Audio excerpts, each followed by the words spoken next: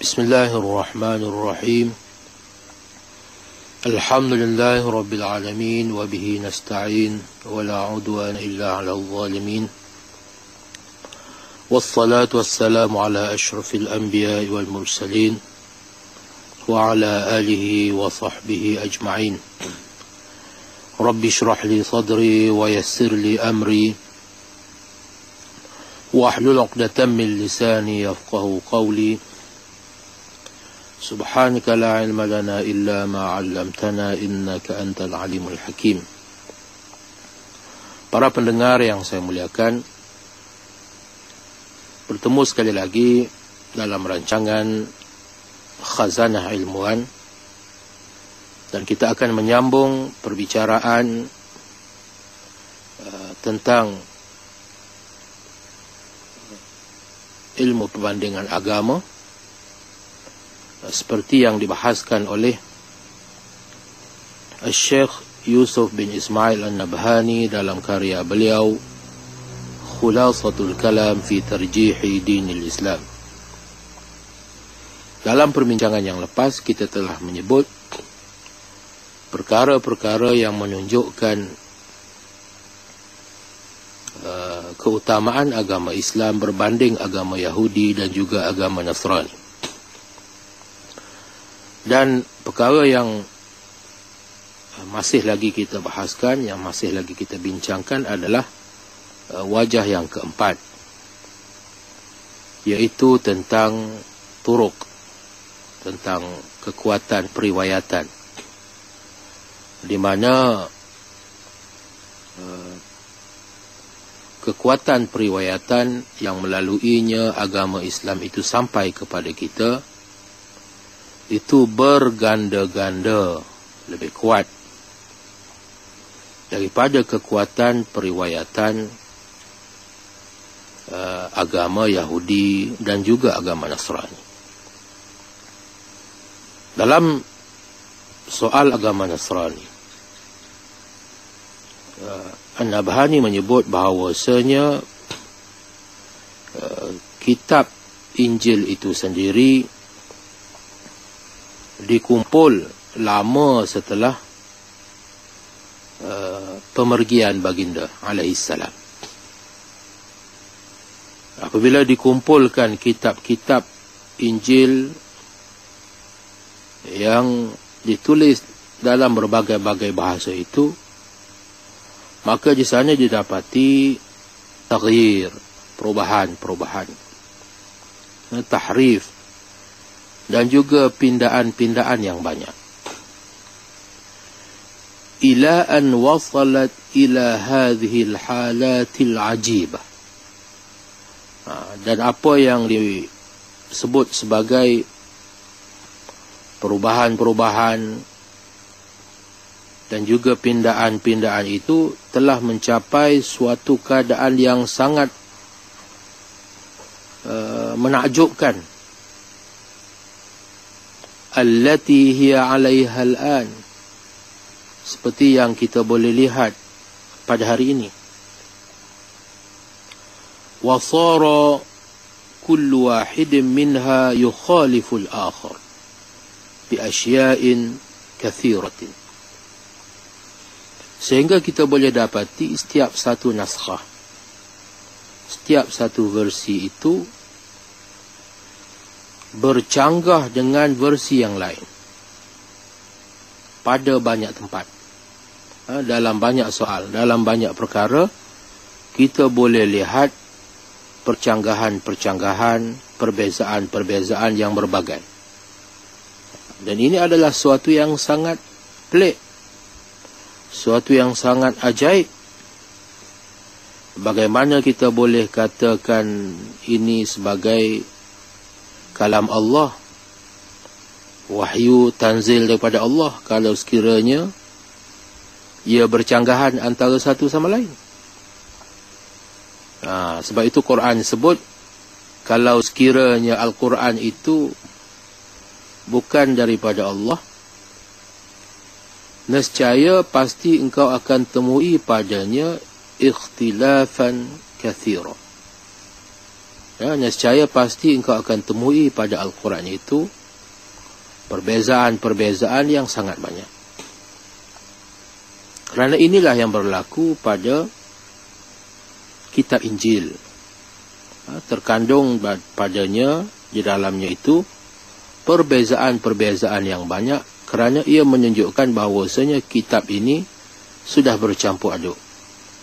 Kitab ini tidak lagi kitab yang asli.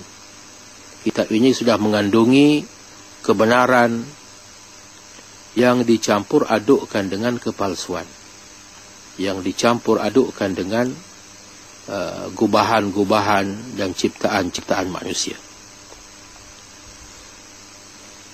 Bal tajidul wahida minha yunaqidu ba'dahu ba'da munaqadatin syatta ya'bahal aqlu.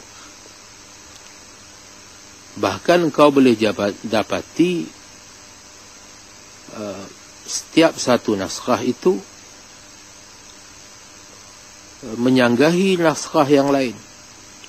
Setiap satu versi itu menyanggahi versi yang lain. Dan apa yang bercanggah itu bilangannya amat banyak. Dan berbagai-bagai jenis. Dan semua itu tidak boleh diterima oleh akal. Tidak boleh diterima oleh akal yang waras. Manakala dia nak terima juga, maknanya dia bukan lagi menggunakan pertimbangan yang waras. Kalau seseorang itu menggunakan pertimbangan yang waras, pasti dia tidak boleh menerima semua itu. Kerana apa yang dikatakan sebagai kitab suci itu sebenarnya tidaklah sesuci seperti yang dikatakan. Kerana ia mengandungi terlalu banyak campur aduk. Ia mengandungi terlalu banyak campur tangan manusia. Seperti kita. Maka itu membuatkan kitab suci itu sudah hilang kesuciannya. Walidzalika. Oleh sebab itu, ijtama'at ru'asa'u adyanihim fil a'sari salifah. Maka pemuka-pemuka agama mereka, padri-padri mereka, pada zaman-zaman yang lalu, telah berkumpul, telah bertemu dan bermesyuarat bagi mencari penyelesaian terhadap masalah-masalah yang timbul akibat daripada percanggahan-percanggahan itu. Bila timbul percanggahan teks, maka di sana timbul percanggahan tafsiran, percanggahan ajaran, percanggahan dogma, percanggahan doktrin. Jadi bagaimana nak menyelesaikan masalah itu? Maka mereka telah berkumpul dan bermesyuarat di antara satu sama lain, menubuhkan majlis-majlis permesyuaratan yang dinamakan council. Fazadu wa naqathu. Maka dalam mesyuarat itu, maka berlaku lagi tokok tambah. Ada perkara yang ditambah, ada perkara-perkara tertentu yang dibuang pula, mengikut persetujuan mesyuarat berkenaan. Wastalahu istilahatin kharijatan anid din bil kulliyah min indi anfusihim. Kemudian mereka tambah pula, mereka ciptakan pula istilah-istilah yang terkeluar daripada agama sepenuhnya. Ini istilah-istilah yang datang daripada tradisi Greek, daripada istilah-istilah bahasa Greek, daripada falsafah Greek. Maka itu bertambah merumitkan lagi keadaan. Kerana apa yang mereka masukkan itu bukan daripada Allah. Itu hasil daripada gubahan dan ciptaan manusia, hasil daripada buah fikiran manusia. Maka pastilah di sana terkandung kelemahan-kelemahan dan kekurangan-kekurangan dan tidak boleh dibandingkan dengan apa yang datang sebenar-benar daripada Allah Subhanahu wa taala. Ja'aluha min jumlatid din, tetapi mereka jadikan itu sebagai sebahagian daripada agama. Walaupun apa yang mereka berikan itu, mereka tambah itu adalah daripada pandangan-pandangan sendiri, tetapi mereka telah memaksakannya, menggunakan kuasa yang ada pada mereka, menjadikannya sebagai sebahagian daripada agama. Wa alzamun nasa bitadayyuni biha, dan seterusnya mereka memaksa manusia semua mengikut ketetapan yang mereka buat itu. Kerana pihak gereja telah berkumpul, dan daripada perbincangan-perbincangan yang dilakukan itu, mereka telah bersetuju membuat pindaan-pindaan, menambah itu dan ini, dan satu-satunya cara untuk memastikan perkara itu diterima adalah dengan menggunakan paksaan, dengan memaksa manusia semua menerima semua itu sebagai sebahagian daripada agama. Kerana pihak gereja itu memiliki kuasa yang amat kuat, kuasa yang amat besar, seolah-olahnya mereka itulah menjadi jurucakap Tuhan, seolah-olahnya mereka itulah Tuhan sebenarnya, yang boleh menentukan nasib hidup dan mati seseorang manusia, yang boleh menentukan sama ada seseorang itu boleh selamat ataupun tidak. Itulah kekuasaan gereja digunakan sebegitu rupa, dan perkara ini tidak wujud dalam agama kita. Jadi kita tidak boleh nak membandingkan para alim ulama itu dengan gereja, kerana alim ulama kita sifatnya itu bukan seperti sifat yang dimiliki oleh gereja yang begitu berkuasa. Para alim ulama sebagaimana para nabi, kerana mereka itu pewaris para nabi, tugas mereka hanyalah menyampaikan. Tugas mereka hanyalah menyampaikan sebagaimana mereka menerimanya, secara tali temali daripada Rasulullah sallallahu alaihi wasallam. Itu sahaja tugas mereka. Wa ma alaina illa al-balaghul mubin. Tidak ada apa yang kami mampu lakukan melainkan menyampaikan kebenaran ini dengan sejelas-jelasnya, sebagaimana yang kami terima.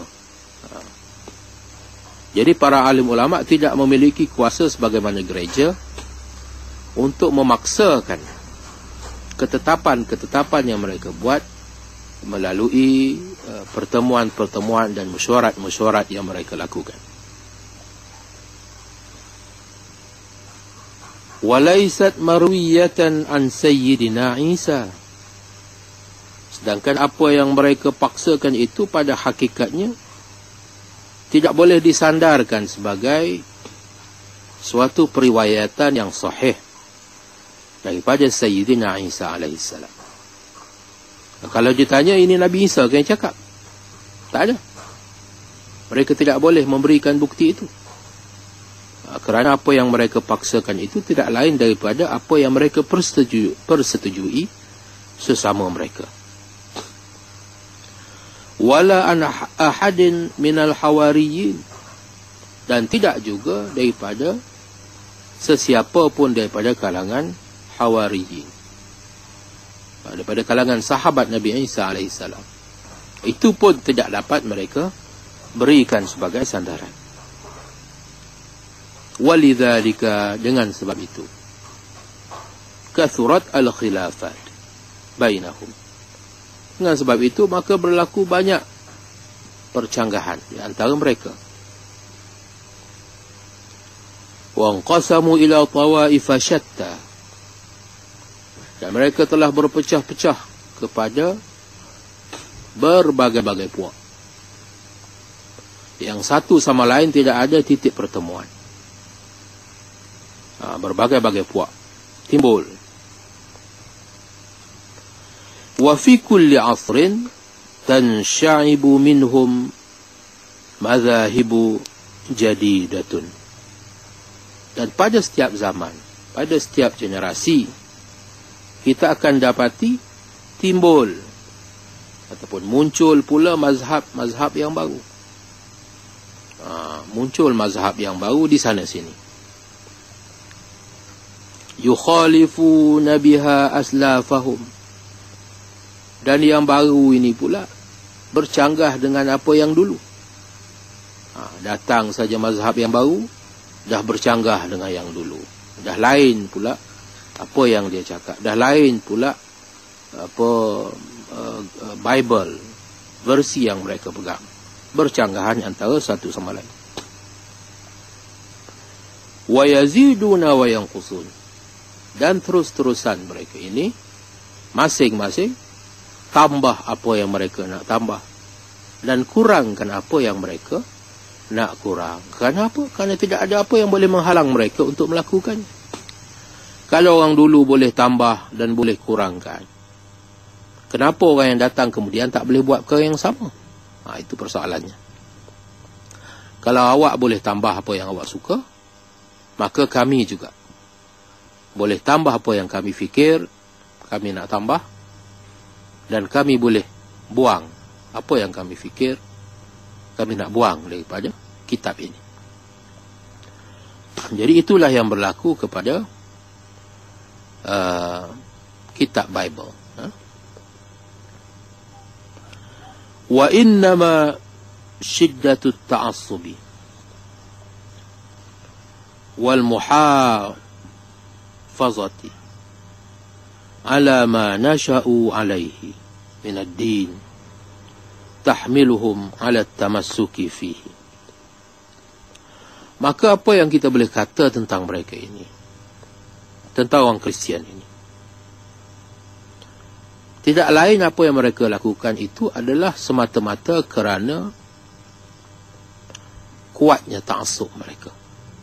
Syiddatut ta'assub. Kuat ta'assub dan kuatnya pegangan terhadap apa yang mereka pegang selama ini. Jadi ta'assub semata-mata. Apa yang menjadi ikutan mereka selama ini, apa yang menjadi pegangan datuk nenek mereka selama ini, yang mereka pegang secara membuta tuli, bukan berdasarkan nas, bukan berdasarkan kepada dalil, tapi semata-mata kerana ta'assub. Jadi ta'assub ni maknanya tidak mengambil kira betul atau salah, tidak mengambil kira pertimbangan ilmu. Apa yang penting adalah ini pegangan puak aku, ini pegangan kaum aku, ini pegangan bangsa aku. Jadi aku tidak kira perkara ini betul atau salah, asalkan ini adalah pegangan puak kaum keturunan aku, maka aku juga akan ikut sampai bila-bila. Jadi ini adalah berpegang kepada ta'assub, mengikut sesuatu secara membuta tuli ataupun ta'assub. Ma'ilmihim bi'annahu laysa huwa ad-din alladhina ja'a bihi al-masih. Sedangkan mereka tahu bahawasanya ini bukanlah apa yang mereka pegang itu, bukanlah agama sebenar-benarnya, agama seperti mana yang dibawa oleh Isa al-Masih. Dia tahu. Macam mana dia tahu? Dia tahu kan dia tak boleh buktikan. Dia tak boleh buktikan apa yang mereka pegang, apa yang mereka percaya, apa yang mereka buat, apa yang mereka lakukan, apa yang mereka amalkan itu adalah daripada Isa al-Masih. Kalau boleh buktikan, maka kemukakan sanadnya. Maka boleh ditunjukkan sanadnya, bersambung tali temali sampai kepada Hawariyin, dan daripada Hawariyin kepada Isa al-Masih alaihissalam. Buktikan yang itu dulu. Sebagaimana kita kaum muslimin buktikan segala-gala yang menjadi sandaran kita. termasuk akidah, termasuk syariah. Dalam segala perkara yang menjadi pegangan kita, menjadi amalan kita, kita pastikan ada sanad. Laulal isnad laqala man syaa ma syaa. Itu kata Ibn Sirin. Kalau tak ada sanad, sesiapa pun boleh kata apa yang dia nak kata. Jadi itulah yang berlaku kepada agama Kristian. Oleh kerana mereka tiada sanad, maka sesiapa pun boleh memperkenalkan ajaran baru. Sesiapa pun boleh memasukkan frasa-frasa baru, perkataan-perkataan baru, kalimah-kalimah baru yang tidak ada sebelum ini. Ataupun sesiapa sahaja boleh buang kalimah atau frasa yang mereka kendaki, kerana sesiapa pun tak akan dapat menjelaskan. Itu yang berlaku kepada agama mereka. Sebab itu dalam Islam ini tidak berlaku.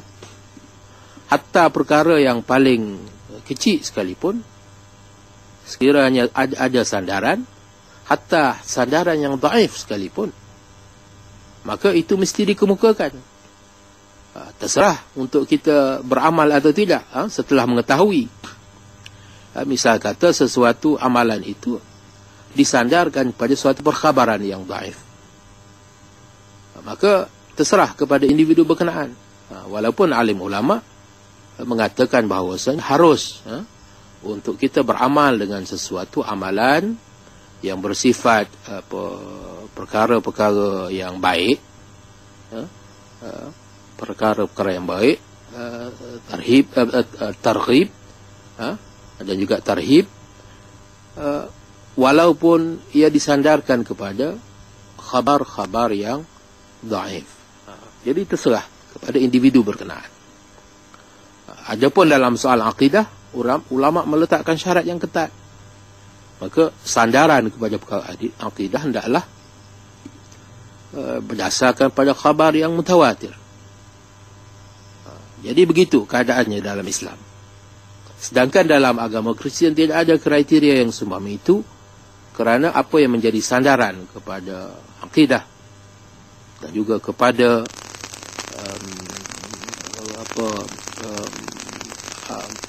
syariat mereka, kalau sekiranya ada, tidak lain daripada zan. In yattabi'una illa zan. Sangkaan-sangkaan. Bahkan syak saja. Yang mereka tidak pasti kebenarannya. Jadi mereka tidak boleh membuktikan bahawasanya apa yang menjadi pegangan mereka dan amalan mereka itu datang daripada Al-Masih biyaqinin, dengan yakin. Jadi tak sampai kepada tahap yakin. Apa yang mereka ada itu adalah perkara yang boleh diragui. Terlalu banyak perkara yang boleh diragui. Sebab itu bila Al-Quran datang, perkara pertama yang ditegaskan oleh Al-Quran adalah Dzalikal kitabu la raiba fih. Kitab ini adalah suatu kitab yang tidak ada keraguan padanya. Kerana apa? Kerana kitab-kitab yang ada pada masa itu, walaupun dipegang sebagai kitab suci, tetapi boleh ditemui terlalu banyak perkara yang menimbulkan keraguan. Dan ini perkara yang bukan kita tuduh. Ini adalah perkara yang mereka sendiri mengakui. Mereka sendiri mengakui. Jadi bukan tuduhan-tuduhan yang datang daripada orang Islam untuk merendah-rendahkan agama mereka. Ini adalah sesuatu yang mereka sendiri terpaksa mengakuinya.